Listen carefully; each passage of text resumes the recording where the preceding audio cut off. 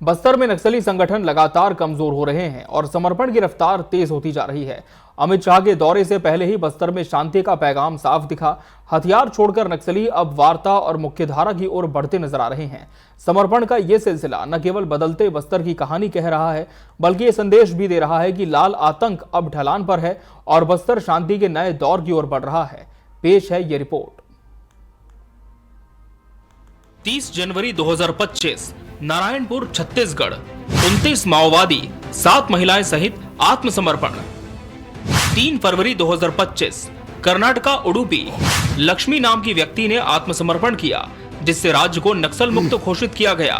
5 अप्रैल 2025 तेलंगाना भद्राद्री कोथागुडेम जिला 86 माओवादी जिनमें 20 महिलाएं शामिल थीं, आत्मसमर्पण किए। 6 जून 2025 सुकमा छत्तीसगढ़ 16 माओवादी दोनों पुरुष और महिला आत्मसमर्पित हुए। 12 जुलाई 2025 सुकमा छत्तीसगढ़ 23 माओवादियों ने आत्मसमर्पण किया।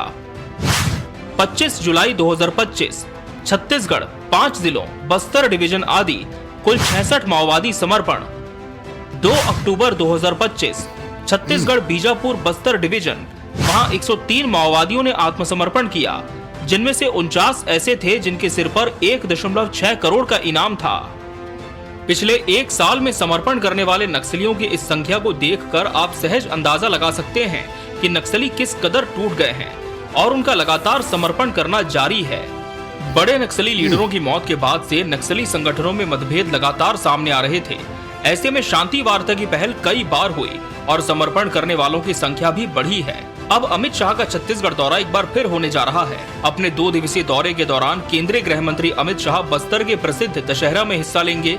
इस बीच अमित शाह के दौरे के पहले नक्सलियों की ओर से एक और पत्र जारी हो गया है। उत्तर बस्तर डिवीजन के प्रवक्ता सुखदेव द्वारा जारी इस पत्र में पहले की गई शांति वार्ता की पहल का समर्थन किया गया है। इस पत्र से साफ है कि नक्सली अब हथियार छोड़ शांति वार्ता के लिए तैयार हैं। इधर जहां अमित शाह का दौरा समर्पण करने वाले नक्सलियों का हौसला बढ़ाने वाला माना जा रहा है, वहीं हर बार की तरह ये दौरा भी सियासी खींचतान में उलझते दिख रहा है और हर बार की तरह कांग्रेस ने अमित शाह के दौरे पर फिर सवाल उठाए हैं। नक्सली आत्मसमर्पण करने का सरकार बकायदा मीडिया के माध्यम से दिखा रही है पूरे प्रदेश को, और 103 नक्सलियों का आत्मसमर्पण करने का सरकार दिखा रही है। दूसरी ओर कल 2 ग्रामीणों की हत्या, तीसरी बीजापुर में मुठभेड़। ये इवेंट, ये मोमेंट, ये अमित शाह जी के आने से पहले ही क्यों? हमारा सबसे बड़ा सवाल, ये तीनों एक साथ कैसे हो सकता है? इसलिए कहीं ना कहीं अमित शाह जी केंद्रीय गृह मंत्री आ रहे हैं बस्तर, तो उनके लिए एक स्क्रिप्ट तैयार किया जा रहा है कि इतने नक्सली समर्पित हो गए हैं, वो दिखाना चाह रहे हैं। मैं समझता हूं कि इसको एक इवेंट की तरह ये सरकार इसको मैनेज कर इसको गृह मंत्री के सामने पेश करना चाह रही है कि सरकार अगर वास्तव में इतने नक्सली अगर समर्पित किए हैं तो 103 लोगों का प्रोफाइल सरकार को जारी कर देना चाहिए। नक्सलियों की लगातार मौत ने नक्सली मूवमेंट की कमर तोड़ दी है।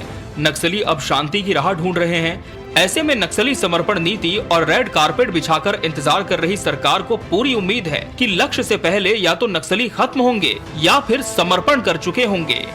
अमित शाह जी का आज छत्तीसगढ़ आगमन है और उसके बाद कल बस्तर में जाकर के बस्तर दशहरे में सम्मिलित होंगे।